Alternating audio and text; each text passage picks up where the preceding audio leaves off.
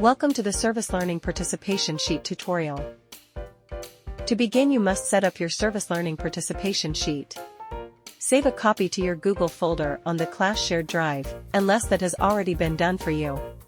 Name the copy your last name, followed by your first name _log. Once you have your copy, fill the top of the sheet with your course name and number, as well as the due date provided by your instructor. On the top of the tracker, put in your first and last name, the organization you are working with, your supervisor's name, and your supervisor's email address.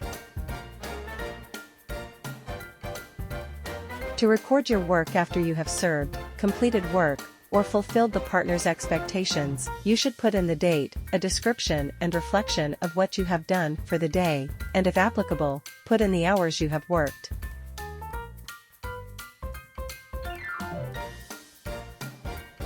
Finally, you must get your supervisor's approval. Each row should have a separate request for approval, and be sure to highlight the whole row.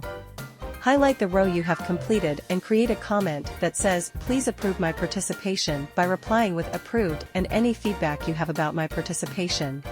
After this, put in the @ symbol, followed by your supervisor's email, which you can copy and paste from the top of your tracker.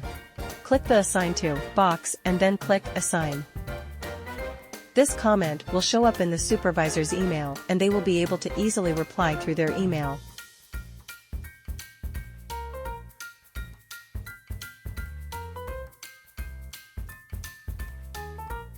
Thank you for watching this tutorial, and best of luck on your service learning journey.